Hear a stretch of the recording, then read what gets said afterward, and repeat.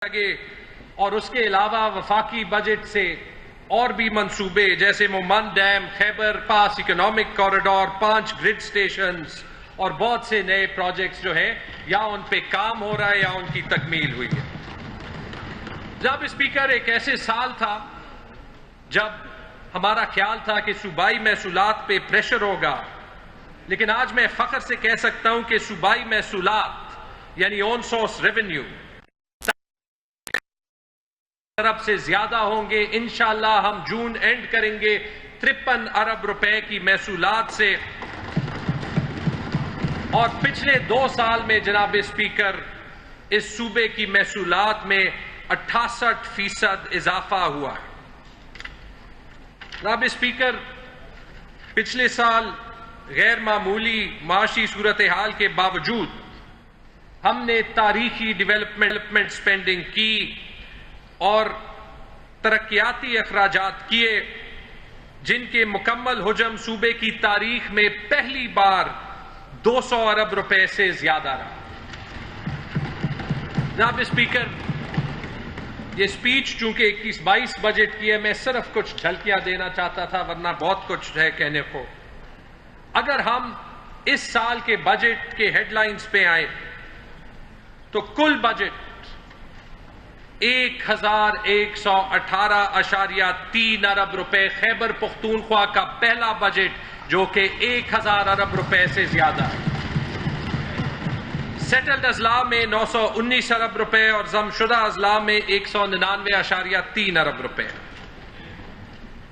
Current budget 747.3 अरब रुपए, जिसमें settled अजला में 648.3 अरब और जमशुदा अजला में 99 अरब रुपए।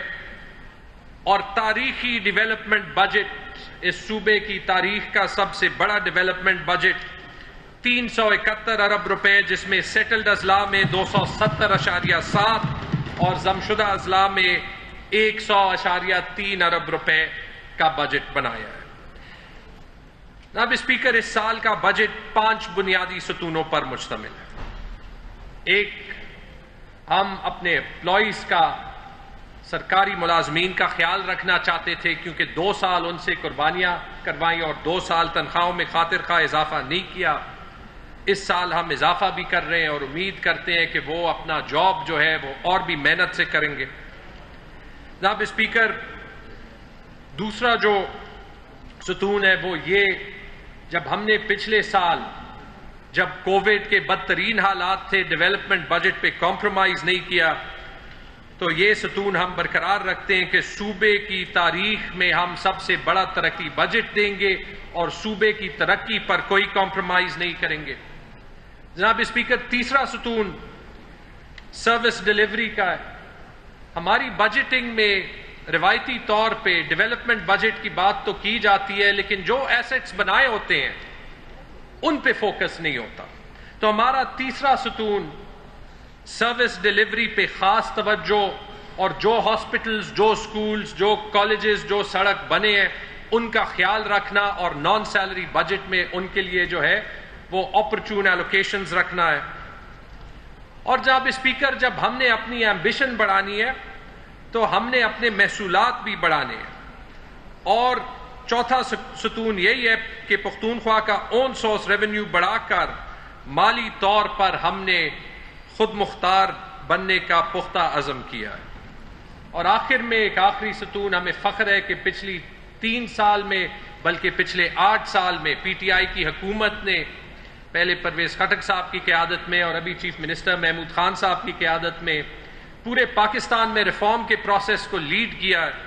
इंशाअल्लाह इस्लाहात, जिद्दत और गवर्नेंस के निज़ाम में भी बेहतरी का हम अहद करते हैं।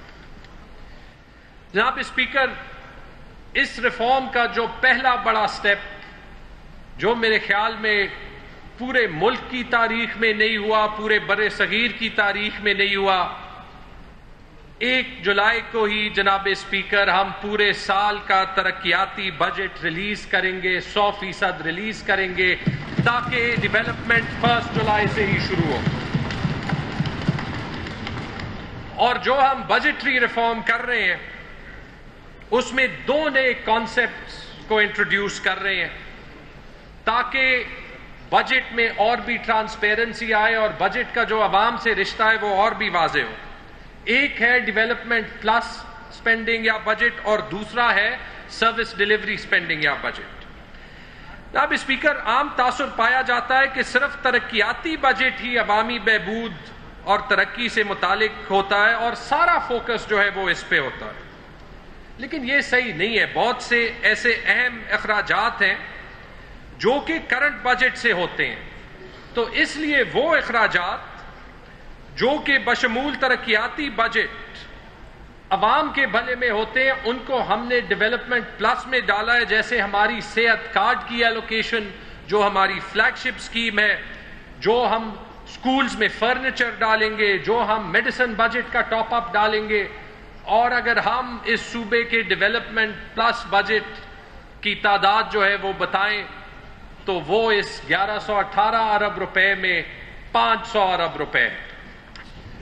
और इसी तरह जनाब स्पीकर, अक्सर कहा जाता है कि तनख्वाहें जो है, तनख्वाहों पे बजट ज्यादा हो जाता है, लेकिन याद रखें कि तनख्वाहों में उन स्कूल टीचर्स की भी तनख्वाहें होती हैं, उन डॉक्टर्स की भी तनख्वाहें होती हैं जो कि पूरे स्टेट को, पूरे सूबे को सर्विस देते हैं।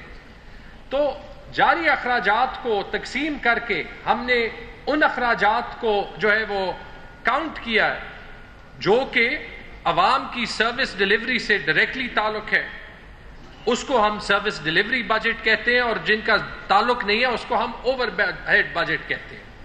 तो जो पहला इसका इंडिकेटर है वो है कि हमारा सर्विस डिलीवरी बजट 57% है, यानी कि 747 अरब रुपए में से 424 अरब रुपए जो कि डायरेक्टली सर्विस डिलीवरी पे लगते हैं करंट बजट में से। जनाब स्पीकर, बजट की कुछ तफसील पे आते हैं। आमदन या रिसीट्स 2021-22 के लिए फेडरल टैक्स असाइनमेंट्स जो वफाकी टैक्स सूबे को आता है 475.6 अरब रुपए, जो इस सूबे का 1% डिविजिबल पूल का जो शेयर है 57.2 अरब रुपए। Oil and gas royalties and surcharges 26.5 अरब रुपए। NHP और उसके बकायाजात 74.7 अरब रुपए। सूबाई टैक्स और नॉन टैक्स रेवेन्यू 75 अरब रुपए। फॉरेन प्रोजेक्ट असिस्टेंस यानी बैरूनी इमदाद 85.8 अरब सेटल्ड अजला के लिए, और 3.3 अरब जो है वो मर्ज अजला के लिए। और जमशुदा अजला के लिए जो ग्रांट्स हैं जो फेडरल गवर्नमेंट से आते हैं जब तक नया NFC अवार्ड ना हो, 187.7 अरब रुपए, और दीगर महसूलात जिनकी डिटेल वाइट पेपर और मजीद बजट बुक्स में 132.5 अरब, यानी कुल महसूलात 1118.3 अरब रुपए। अब स्पीकर, अखराजात के तफसीलात कुछ यूं हैं। तनख्वाह 374 अरब रुपए, जिसमें 314 अरब रुपए सेटल्ड अजला के और 60 अरब रुपए मर्ज्ड अजला के। पेंशन 92.1 अरब रुपए, जिसमें 92 अरब रुपए सेटल्ड अजला के और मर्ज्ड अजला के 0.1 अरब रुपए, क्योंकि उनके एम्प्लॉइज जो है उनकी पेंशन फेडरल गवर्नमेंट से अभी तक दी जाती है। नॉन सैलरी 203.9 अरब रुपए, जिसमें सेटल्ड अजला में 164.9 और मर्ज अजला में 38.9 अरब रुपए। दीगर जारी अखराजात 77.4 अरब रुपए। सूबाई ADP और उसके साथ मर्ज अजला के लिए AIP मिला के 244.6 अरब रुपए। बल्दियाती इदारों के लिए ADP सेटल्ड अजला के लिए 15 अरब रुपए और मर्ज अजला के लिए 2.4 यानी टोटल 17.4 अरब रुपए। बैरूनी इमदाद 85.8 अरब सेटल्ड अजला के लिए और 3.3 अरब मर्ज अजला के लिए, कुल 89.2 अरब रुपए। और वो PSDP प्रोजेक्ट्स जो प्रोविंशियली एक्सिक्यूटेड हैं, जिनका पैसा सूबे के अकाउंट 1 में आता है, 19.9 अरब रुपए की एलोकेशन बजट पेपर्स में।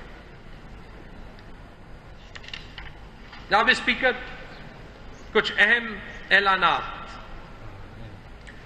बजट से पहले तनख्वाहों पे काफ़ी बातचीत हुई सरकारी मुलाजमीन की, और आज ये कंफर्म करता हूं कि जो वादा चीफ मिनिस्टर महमूद खान साहब ने किया था वो हम इस बजट में पूरा कर रहे हैं। और वो मुलाजमीन जिनको कोई खुसूसी अलाउंस नहीं मिलती थी, उनकी तनख्वाह में 10% एडहॉक रिलीफ रनिंग पे 20% रिलीफ जो है वो बेसिक पे उनके सेक्टर स्पेसिफिक या फंक्शन स्पेसिफिक अलाउंस पे 7% इजाफा उनकी बेसिक पे के मुताबिक हाउसिंग अलाउंस में, और कुल इजाफा जो ये हो गया जनाब स्पीकर, जो वो सारे मुलाजमीन जिनको कोई स्पेशल या एग्जीक्यूटिव अलाउंस नहीं मिलती थी, 37% मिनिमम इंशाअल्लाह होगा। जनाब स्पीकर, इसमें एक चीज मैं जरूर कहूंगा कि जो एक रिफॉर्म हमने किया है, हाउसिंग अलाउंस को बढ़ा के मुख्तलिफ हाउसिंग अलाउंस होते थे एक ही शहर में, किसी को हाउसिंग सब्सिडी मिलती थी, किसी को हाउसिंग अलाउंस मिलता था, कोई 1% को घर मिलता था, उसको मिला के एक यूनिफाइड हाउसिंग अलाउंस कर दिया, और इसी में वो हाउसिंग अलाउंस हर बंदे को जिसका घर ना हो सरकारी 50% इजाफा हुआ है, जो उनकी बेसिक पे का कम से कम 7% हिस्सा बनता। और जनाब स्पीकर, ये इसलिए भी जरूरी है क्योंकि ये एक तो फर्क मिटाता है, लेकिन उसके साथ जो प्राइम मिनिस्टर इमरान खान साहब की विजन है हाउसिंग की, कि लोग अपने घर खरीद सकें या अच्छी हाउसिंग अफोर्ड कर सकें, जब हम हाउस रेंट पूरे सूबे में बढ़ाएंगे तो लोगों की स्पेंडिंग पावर ज्यादा होगी, हाउसिंग और कंस्ट्रक्शन इंडस्ट्री को जो है वो और कॉन्फिडेंस मिलेगा, तो इंशाअल्लाह ये एक तारीखी कदम होगा। जनाब स्पीकर, ये भी मैं ऐलान करता हूं कि अगर हमसे कोई गलती से रह गया जो कि इस डेफिनेशन या इस वादे के मुताबिक जो चीफ मिनिस्टर साहब ने किया था वो पूरा ना हो, तो एक ग्रीवियंस रिड्रेसल कमेटी भी बनेगी जो इमीडिएटली जो है वो करेक्शंस करेगी जहां पे वो करेक्शंस करनी पड़े।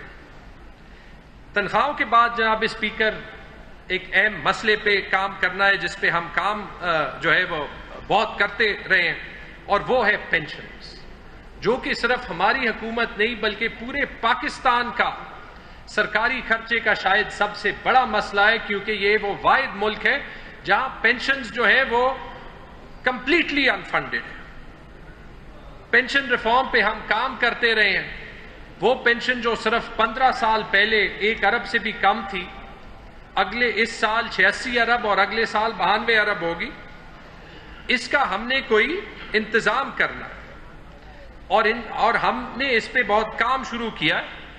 एक तो हम पेंशनर्स को 10% इजाफा जो है वो दे रहे हैं, लेकिन इसके साथ जो हम पेंशन के निजाम को बेहतर कर रहे हैं उसमें हमने कैबिनेट से ऑलरेडी जो है वो डिसीजन लिया पेंशन रूल्स को चेंज करने के लिए, जिससे अर्ली रिटायरमेंट रिफॉर्म, उसके साथ पेंशन रूल्स में वो तब्दीली के लोग 2 पेंशन ना ले सकें, या जो 14 या 15 लेयर्स को पेंशन मिलते थे वो बच्चों को, बेवाओं को और वालदैन को मिले।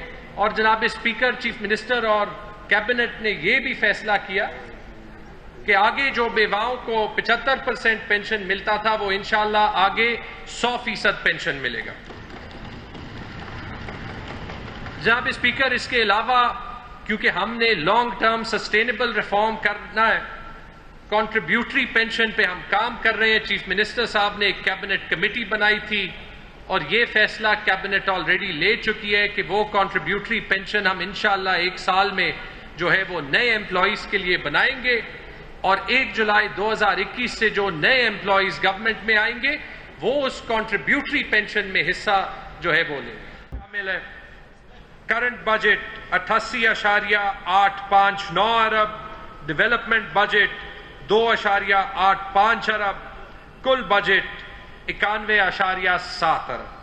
हाउसिंग करंट बजट 157 मिलियन यानी 15.7 करोड़, डेवलपमेंट बजट 60 करोड़, कुल बजट 757 मिलियन यानी 75.7 करोड़। सनत यानी industries current budget 75.1 crore, development budget 3.26 अरब और फॉरेन प्रोजेक्ट असिस्टेंस 1 अरब, कुल बजट 5.01 अरब। इंफॉर्मेशन यानी महकमा इत्तलात करंट बजट 1.4 अरब, डेवलपमेंट बजट 36.3 करोड़, कुल बजट 1.78 अरब। आईटी जिसके बजट में सबसे ज्यादा इजाफा हुआ है, current budget 90.6 crore, development budget 1.39 अरब और फॉरेन प्रोजेक्ट असिस्टेंस 28.2 अरब, जिसके अलावा और भी बहुत प्राइवेट सेक्टर से इन्वेस्टमेंट या फाइनेंशियल सपोर्ट आनी है। कुल बजट जो बजट में है 2.58 अरब। आबपाशी यानी इरिगेशन करंट बजट 5.5 अरब, डेवलपमेंट बजट 15.6 अरब, फॉरेन प्रोजेक्ट असिस्टेंस 1.4 अरब, कुल बजट 19.9 अरब।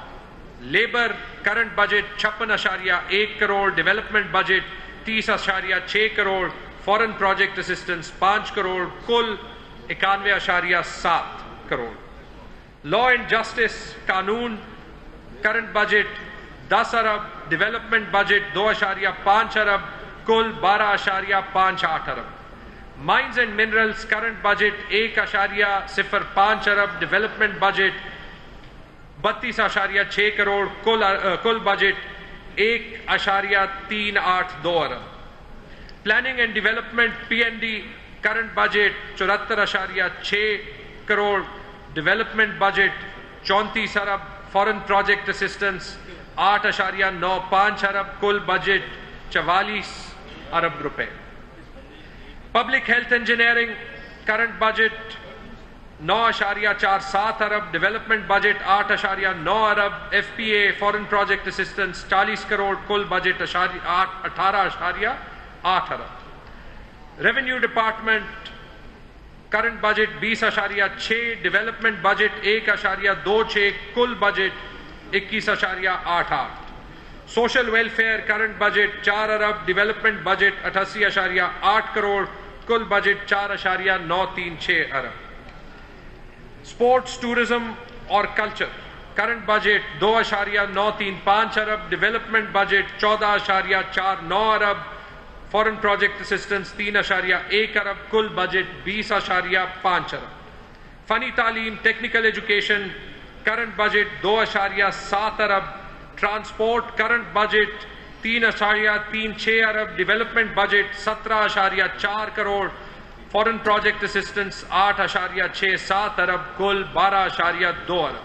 और ज़कात और उशर करंट बजट 35.9 अरब, कुल बजट 35.9 अरब। अब स्पीकर, सबसे पहले तो वो डिपार्टमेंट्स जिनका पिछले साल के मुकाबले में बजट में सबसे ज्यादा इजाफा हुआ है, उसमें मुझे फख्र है कि सबसे बड़ा, क्योंकि हमारा फोकस तालीम है, वो एलिमेंट्री और सेकेंडरी एजुकेशन डिपार्टमेंट है, जिसका बजट 24 अरब से बढ़ा है। उसके बाद सेहत यानी हेल्थ, जिसका बजट 22 अरब रुपए से बढ़ा है। उसके बाद जनाब स्पीकर, होम में से पुलिस डिपार्टमेंट का बजट, क्योंकि पुलिस एक और बहुत अहम महकमा है जिसने सर्विस देनी है, पुलिस का बजट 12 अरब रुपए बढ़ा है। और आज चीफ मिनिस्टर साहब ने कैबिनेट में फैसला किया कि जो एक हम काम उठाएंगे पुलिस से, वो उनकी ट्रैफिक मैनेजमेंट है, उसकी फाइन्स पे हमने इजाफा किया है ताकि लोग जो है लोगों की जानें खतरे में ना डालें। 1 महीने का हम टाइम देंगे कि लोग जो है लोगों की आगाही हो, और इंशाअल्लाह इस सूबे का ट्रैफिक का निज़ाम भी पाकिस्तान में सबसे बेहतर बनाएंगे। जनाब स्पीकर, प्राइम मिनिस्टर साहब की विजन है, चीफ मिनिस्टर साहब खुद लीड करते हैं स्पोर्ट्स, कल्चर और टूरिज्म की डिपार्टमेंट को, उसका बजट 11 अरब रुपए से बढ़ा है। और जनाब स्पीकर, क्योंकि हमने सर्विस डिलीवरी देनी है, लोकल गवर्नमेंट डिपार्टमेंट जिसमें अर्बन और रूरल डेवलपमेंट दोनों आती है, डेवलपमेंट अथॉरिटीज आती हैं, टीएमएज आते हैं, उसका बजट 6 अरब रुपए से बढ़ा है।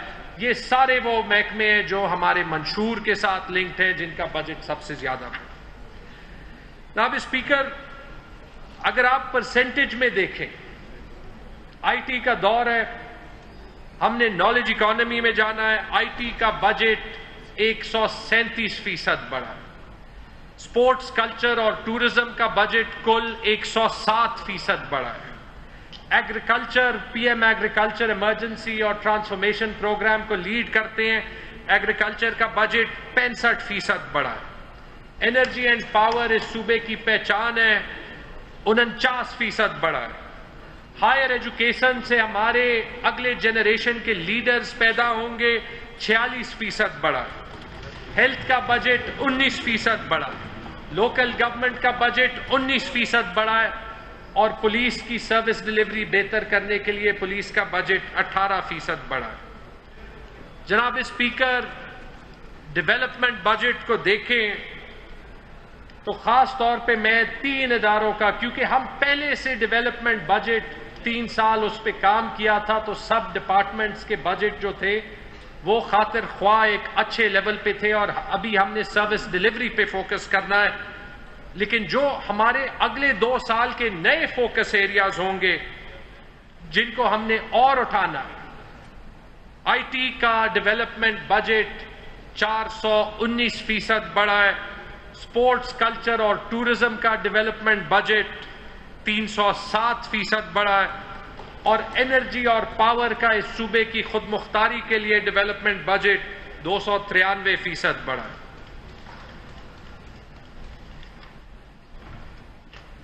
सोशल वेलफेयर का डेवलपमेंट बजट 101%, रोड्स का, क्योंकि रोड्स का इकोनॉमिक डेवलपमेंट से ताल्लुक है, 57% और हेल्थ का सेटल्ड अजला में और सारा एग्जिस्टिंग प्रोजेक्ट्स पे 44% बढ़ा।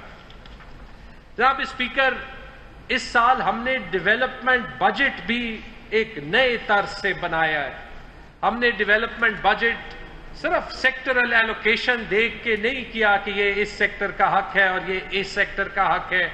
चीफ मिनिस्टर साहब ने खुद ये प्रोसेस लीड किया है और एक प्रोजेक्ट बेस्ड डेवलपमेंट बजट बना है ताकि जो हमारे हाई प्रायोरिटी प्रोजेक्ट्स हों उनको हम 2 साल में कंप्लीट कर सकें और इंशाअल्लाह हम दिन रात मेहनत करेंगे कि चीफ मिनिस्टर साहब की ये विजन अचीव करें। और जनाब स्पीकर, अगर आप हमारी डेवलपमेंट स्पेंडिंग को दूसरे सूबों के मुकाबले में कंपेयर करें तो जनाब स्पीकर, सिंध का डेवलपमेंट बजट उनके बजट का 22% हिस्सा होता है, पंजाब का उनके बजट का 21% होता है और खैबर पख्तूनख्वा का डेवलपमेंट बजट हमारे बजट का 33% हिस्सा होता है।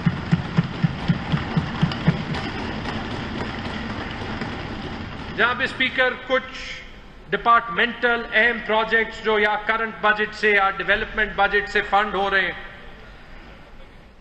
एलिमेंट्री और सेकेंडरी एजुकेशन यानी तालीम के शोबे से शुरू करते हैं।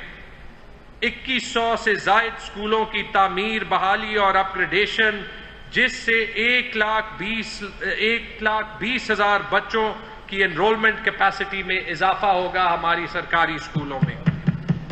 जनाब स्पीकर, इस साल इंशाअल्लाह कम से कम 20,000 टीचर्स सेटल्ड करंट बजट से ऐड होंगे।